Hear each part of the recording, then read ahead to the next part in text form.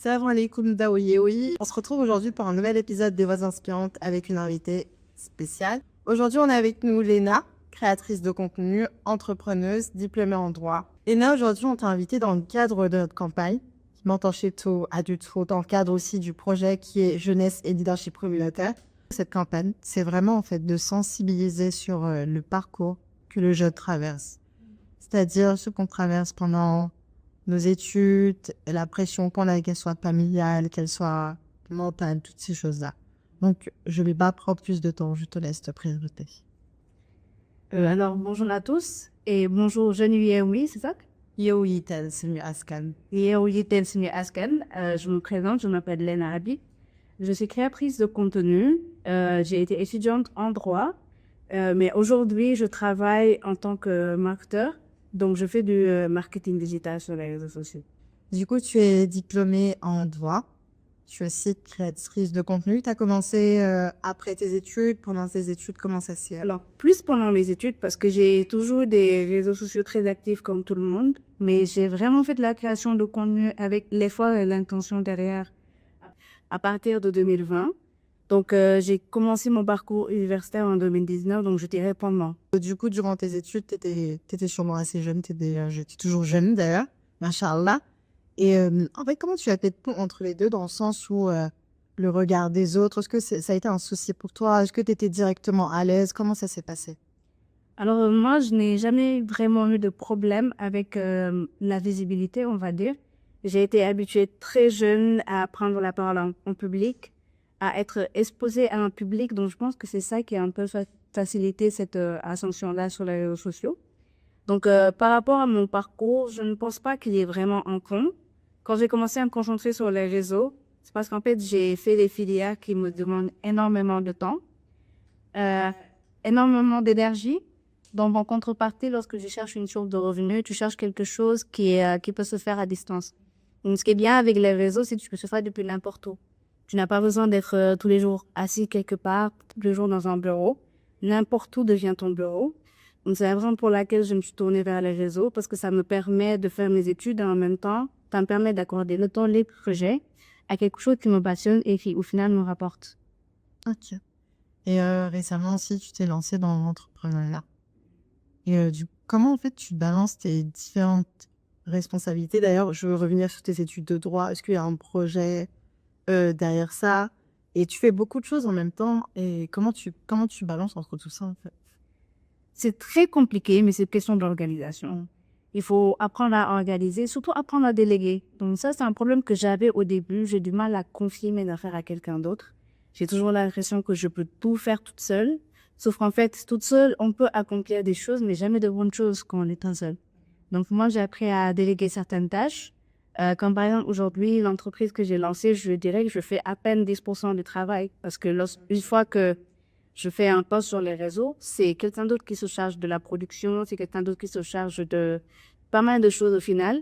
Donc, j'ai beaucoup moins de travail à faire qu'on ne le pense réellement, ce qui me laisse plus de temps pour me concentrer sur autre chose et faire plusieurs choses à la fois. Donc, si j'ai vraiment un conseil à donner, c'est d'apprendre à déléguer et d'apprendre à faire confiance aux autres. Parce que les grandes choses se font en groupe. Et on s'intéresse aussi à un aspect, c'est que tout n'est pas forcément linéaire, même si on a nos projets, même si on veut faire des choses. Et c'est vrai que quand on est jeune, on est toujours jeune, je sais pas pourquoi j'avais fait dire quand on est jeune, on est toujours jeune, mais quand on est plus jeune, en fait, sur cette période de vie étudiante, et surtout quand, moi j'ai l'impression que t'es très mature, machin, et surtout quand on a une certaine maturité et une certaine vision, les choses sont plus difficiles. Je sais pas si tu vois ce que je veux dire ou pas, dans le sens où je sais pas du tout ce que je veux dire. Et là, je pars hors texte. Mais je sais pas comment exprimer ça en fait. Pour moi, j'ai l'impression que tu es une personne qui est visionnaire. Je sais pas si je me trompe ou pas. Et quand on est quelqu'un de visionnaire, c'est difficile de deal avec ce que tu as actuellement, genre, pour atteindre ce que tu veux, parce que tu sais déjà là où tu veux aller. Alors, le problème des gens qui sont visionnaires, ça peut être une qualité comme ça peut être un défaut.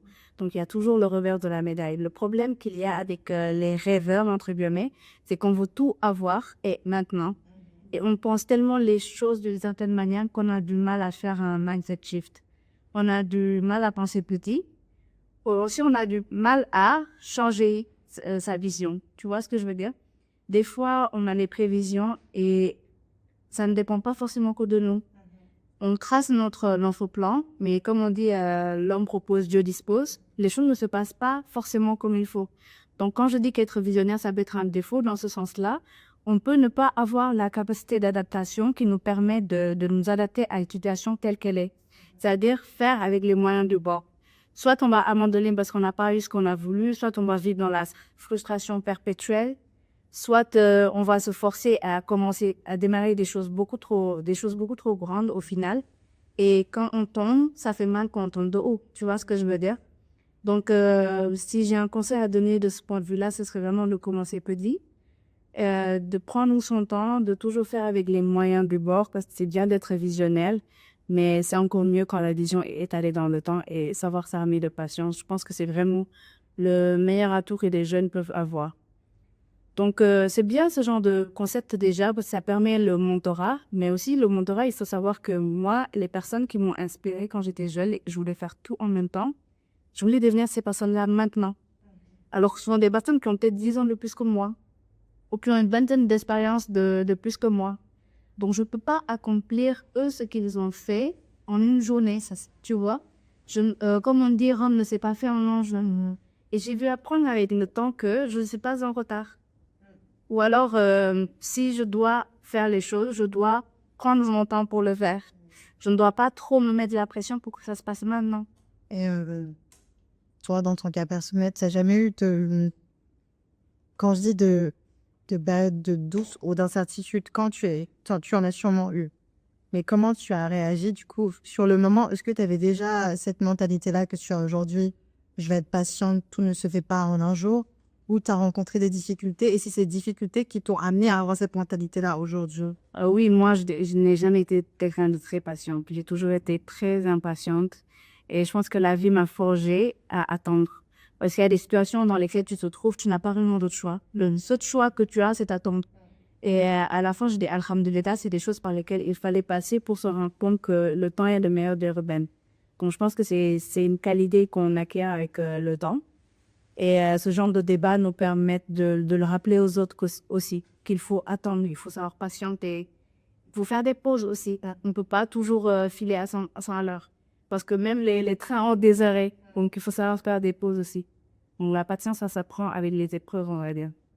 Et si aujourd'hui, après 5 ans, tu pourrais avoir la Léna en face de toi qui avait 18 ans, ou même parler à toutes tes petites sœurs et tes petits frères qui vont regarder la vidéo aujourd'hui, qu'est-ce que tu te dirais? Qu'est-ce que tu leur dirais? Alors déjà, je dirais que je suis extrêmement reconnaissante. En fait, parfois, on vit une vie qu'on pense acquise, tu vois, et on n'est pas assez reconnaissant de ce qu'on est en train de vivre. Par contre, il faut regarder en arrière pour se rendre compte de ce qu'on a accompli. Donc, à chaque fois qu'il traverse un moment de doute, moi, ce que j'aimerais qu'il fasse, c'est qu'il se pose et qu'il se demande, est-ce qu'il était la même personne il y a 6 mois? Et 6 mois, encore, c'est court. Est-ce qu'il était la même personne il y a 1 an, il y a 3 ans? Moi, il y a 5 ans, je ne m'imaginais pas ici aujourd'hui. Je ne pense pas que j'aurais accompli autant de choses. Donc, les jours où j'ai l'impression que je suis slow, que j'ai pas fait beaucoup de choses dans ma vie, que j'ai énormément de choses à rattraper, je me dis juste, est-ce qu'en 2018, j'aurais pensé être là, à la place où je suis aujourd'hui? Donc, voilà, si c'est un conseil que je peux leur donner, ce serait vraiment de faire, de célébrer leur victoire passée, et de ne pas sous-estimer le chemin qu'ils ont déjà accompli. Se lancer en tant que jeune, c'est vraiment quelque chose d'excitant. Je pense que c'est quelque chose d'excitant. Mais un son Gen Z qui est plus trop, qui a plus souffert cette vision de salariat, de se laisser faire en fait dans un monde qui finalement ne nous convient pas. Et comment tu gères ça? Comment tu arrives à gérer le stress? Qu'est-ce que tu t'as mis en place en fait au quotidien pour arriver en fait à gérer ça finalement? Parce qu'on est même dans une société où on a limite l'impression que on nous fait croire qu'on peut pas être entrepreneur, on nous fait croire qu'on doit être salariat. Le salariat, c'est la sécurité. C'est ça qui est sûr. Et surtout quand finalement, on est jeune, on a 25 ans, mais on s'en fout. Mais, et surtout quand on est jeune, en fait, on n'a pas autant de confiance en général pour se lancer. Et pourtant, moi, je parle avec des personnes qui sont, enfin, des personnes comme nous, quoi, et qui ont des idées parfois qui sont super. mais qui n'osent pas se lancer parce qu'ils se disent c'est trop de stress, c'est trop de responsabilité, c'est trop de risques, surtout parce qu'on n'arrête pas de nous parler des risques. Comment, en fait, toi, tu as réussi à prendre la décision de faire ça? Est-ce que tu as d'autres plans à côté? Et comment tu gères, en fait, le stress aussi? Alors, je sais pas si tu es stressé, mais si c'est le cas, comment tu gères ça? Le stress, en fait, faut savoir que tout le monde a besoin du stress. Mais il y a le bon stress et le mauvais stress. Moi, je pense que le bon stress, c'est ce qui me permet de savoir que ce que je fais me tient à cœur et que je dois faire attention et qu'il y a un potentiel danger, etc. Le stress, ça fait partie de l'instinct de survie. Et c'est tout à fait naturel, tout à fait normal. Donc, dans ces cas-là, il faut régler le problème à la source, en fait. Et là, la source du problème, c'est quoi? Je dirais que c'est les générations précédentes. En ce moment, on a une rupture générationnelle. On a nos parents qui pensent que la réussite, parce que nous et nos parents, on a une vision totalement différente de la réussite. Hein. Pour eux, la réussite, c'est d'être dans l'administration, d'avoir un bureau, un très bon salaire et d'avoir son avenir tracé. En gros, la réussite, c'est ça. Tu vois ce que je veux dire? Alors que pour nous, pas du tout. Donc, en fait, la raison pour laquelle on stresse, c'est à cause des idées reçues qu'on a de cette génération-là. Ma mère a toujours voulu me convaincre qu'il fallait que je sois bien placée et que le salariat, la sécurité du salariat était la meilleure chose pour moi. Et je vais pas mentir, c'est vrai que le salariat, c'est la sécurité, mais est-ce que c'est la meilleure chose pour moi? Ça, je ne suis pas sûre. Donc maintenant que je sais d'où viennent mes peurs, c'est un peu plus facile de les combattre. Il faut savoir d'où viennent ces doutes pour pouvoir les combattre. Parce qu'on ne peut pas s'en battre un ennemi qu'on a, les gars. Donc moi, je me dis que dès l'instant où tu connais ton ennemi, tu as déjà réglé le problème à 50%. Tu vois ce que je veux dire? Donc moi, en fait, je savais d'où venait mon problème. Et quand j'ai eu ce déclic-là, c'est parti à aller vite. Je me suis rendu compte que je devais avoir 2 combats. Mon premier combat, c'était la peur que mes parents m'ont inculqué par rapport à la liberté financière, entre guillemets. Parce qu'on m'a toujours inculqué, il te faut un salaire pour bien vivre, il faut être bien placé, il faut un beau salaire. Donc le premier combat, c'était de déconstruire cette idée-là. Tu vois ce que je veux dire? À un moment, tu dois apprendre à commencer par toi-même. Après, c'est vrai que le salariat, il y a des gens à qui ça convient parfaitement. Il y a des gens qui se sentent bien dans cette sécurité-là. Je ne vais pas venir cracher sur le salariat parce qu'en fait, même quand toi, tu as une entreprise, tu es obligé d'embaucher des personnes. Tu vois ce que je veux dire?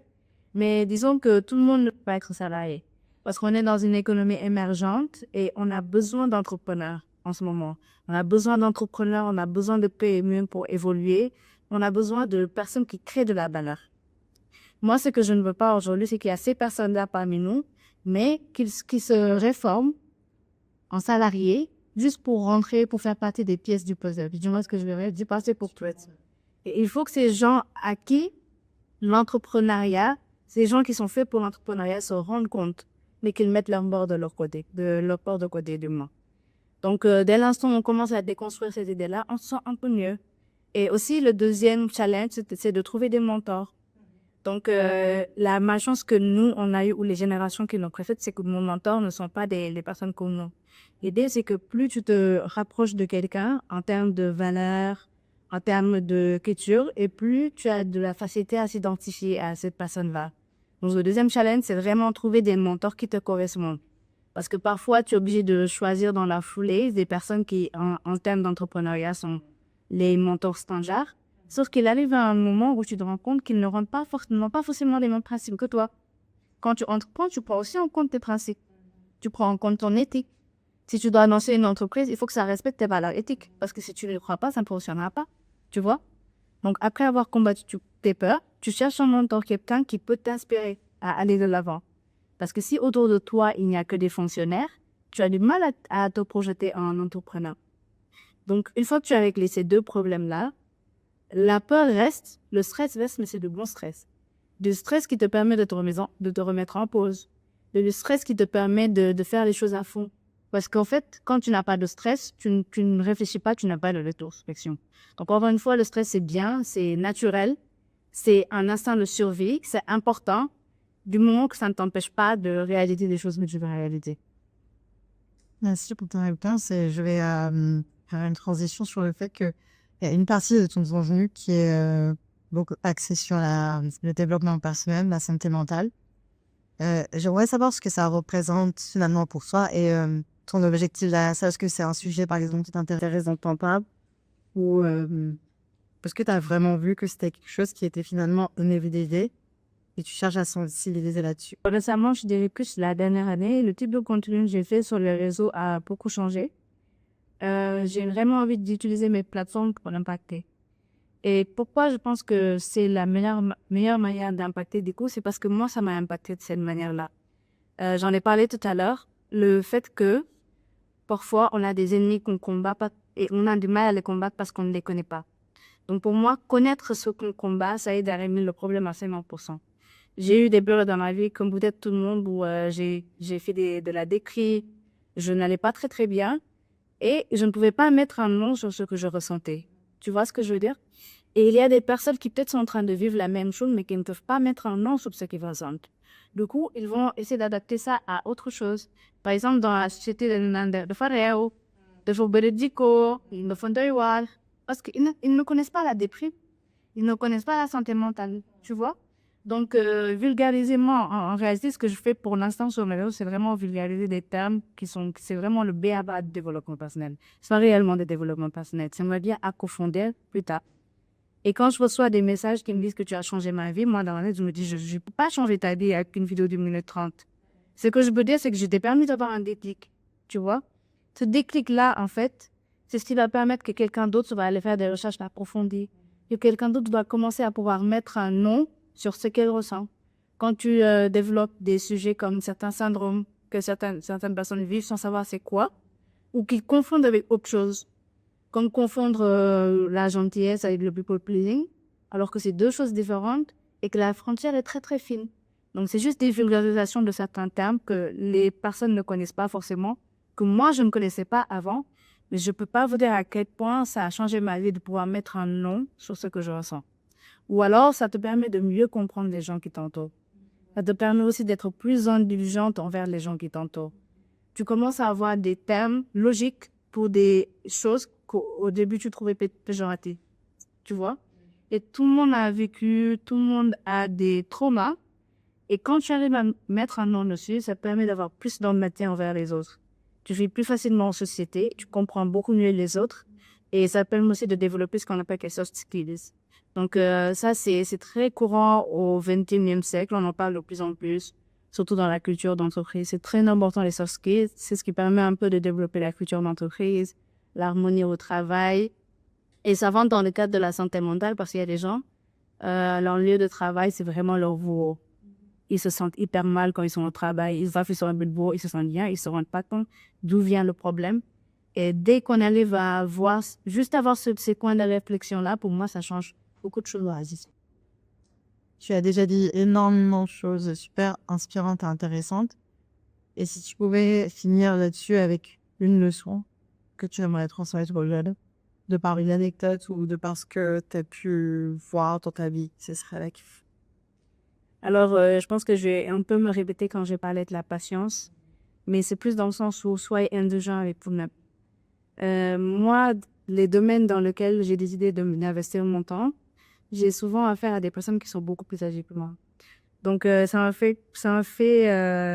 m'a donné l'impression que j'étais en retard sur pas mal de choses. Et on se rend pas forcément compte qu'on n'est pas en retard, on est juste très jeune et que finalement on est en avance. Parce que peut-être que les thématiques qu'on est en train de gérer, et d'ailleurs je vous félicite dans le cadre de votre association, vu que vous êtes majoritairement composé de jeunes, et tout à l'heure j'ai dit en rigolant qu'à votre âge, moi je pensais pas à ces choses-là, tu vois. Je pensais pas, j'avais pas cet altruisme-là. Donc quand je vois des personnes plus jeunes que moi s'intéresser à des sujets auxquels je m'intéresse que maintenant, ça me rend vraiment fière. Et c'est le message que j'ai envie de faire passer, c'est que prenez votre temps et n'analysez pas les gens en fonction de ce qu'ils sont en train d'accomplir. Analysez plutôt votre parcours de manière individuelle. Soyez patient et surtout soyez résilient. Parce que Rome ne sait pas faire un jour. Après, on parlait du fait que je te voyais comme quelqu'un de visionnaire. Est-ce que, par exemple, là, tu avais la vision de comment tu es aujourd'hui? Et est-ce que, si tu l'avais pas forcément avant, avec la vision que tu as aujourd'hui, est-ce que tu as la vision de là où tu veux aller, par exemple, dans les prochaines années? Alors moi, j'ai appris avec le temps que me projeter trop loin dans l'avenir, ce n'était pas bon pour moi. Ma vie est extrêmement imprévisible. Je pense que c'est un petit peu le cas de tout le monde. Je ne dis pas que je vis au jour le jour, mais j'ai des visions, j'ai des souhaits sur le court terme Et ça me permet de me canaliser, d'être plus concentrée sur le présent, parce qu'au final, c'est la chose sur laquelle j'ai le plus de contrôle, le présent, ce que je peux faire maintenant. Donc, sur le court terme, j'aimerais vraiment officialiser un petit peu ce que je suis en train de faire du côté du développement personnel, avec certaines certifications et autres. Et sur le long terme, on verra où ça nous mène, Inch'Allah. En tout cas, ça a été vraiment un plaisir de t'avoir. Je te remercie pour ton intervention. C'était vraiment riche en témoignages et surtout en conseils. Et on t'encourage très fortement pour ce que tu fais pour la jeunesse. Je pense que tu n'as pas forcément encore réalisé l'impact que tu peux avoir sur les gens, puisque c'est vraiment énorme en tout cas. Et je te félicite. Surtout, abonnez-vous à Yoita Sunéascal pour plus d'épisodes. Et qui sait, peut-être que la prochaine fois, ce sera vous, la voix inspirante.